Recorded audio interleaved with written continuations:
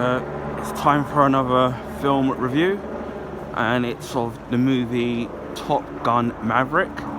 Now, I remember watching, obviously, the very first one years ago, and then really highly enjoying the story and all the characters, and obviously Tom Cruise. So that was a great movie, and obviously now we get the sequel many years later, obviously not by the same director, because obviously tragically Tony Scott died, which the movie Top Gun Maverick is dedicated to. Obviously this picks up many years later, and without spoiling kind of too much, is it Tom Cruise is still a captain. You find out why he could have gone up in rank, and he never did. Also, you also find out as to that over the years, he's obviously typical Maverick, getting himself into trouble, and you end up finding out why he ends up getting out of trouble. And obviously, but in the beginning of the movie, he's test piloting this plane, and then they need it to go to a certain speed, and because this hasn't been done, he decides to sit there, and then they're going to shut the program down, so he decides to do it anyway, typical Maverick.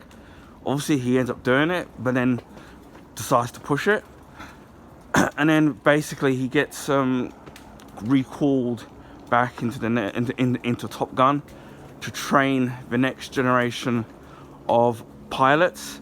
Obviously Maverick doesn't see himself as being a teacher. He just simply that just does what it is that he has to do to get the job done. Hence why I suppose why he's got the name Maverick.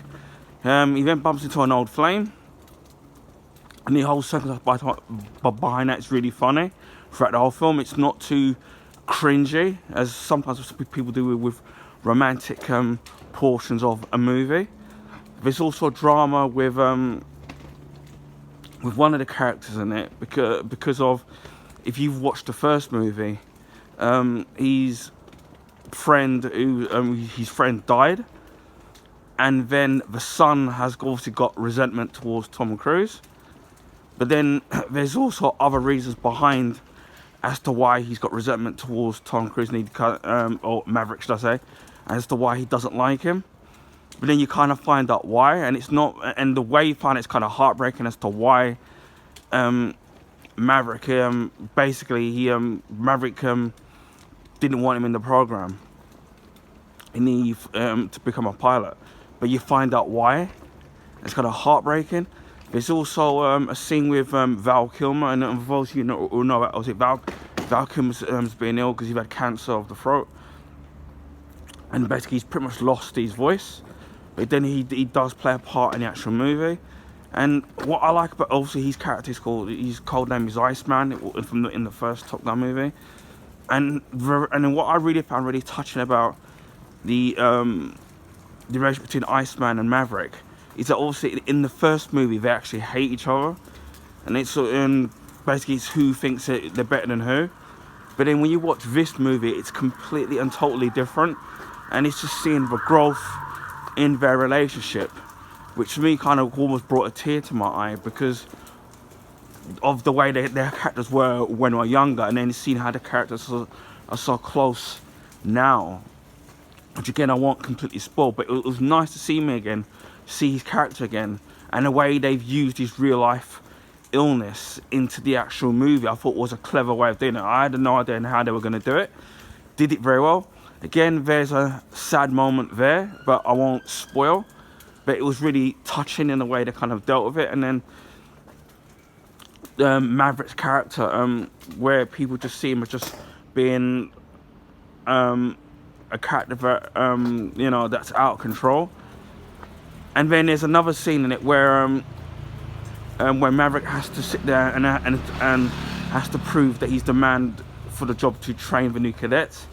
And the way that he does it, and then the way he earns the new fighter pilot's respect, and even the other admirals. I mean, obviously, it comes down to the final mission and what they have to do, and then the actual thing that turns out in the mission that they have to do. Obviously, things aren't going to go according to plan, which I don't want to spoil. But the whole setup to what happens in that movie, and to how you think things are going to turn out was absolutely fantastic.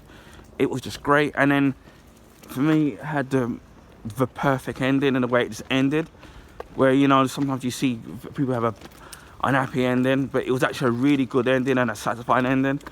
And I would definitely say that Top Gun Maverick is definitely one of my films of 2022.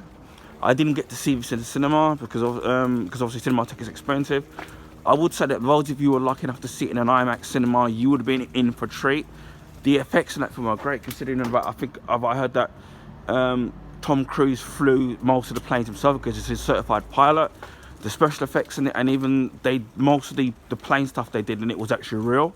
So it's not going to date they do with some CGI things, where obviously at the time the CGI can be great, but then years later it can look a bit false, and then even dating the film even more so.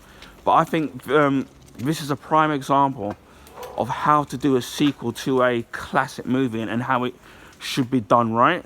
The last time I've seen something like that was probably with Blade Runner, and then when they made the sequel to that with and that was done very well. Well, didn't do well in cinema, but I thought it was a really, really good sequel done well.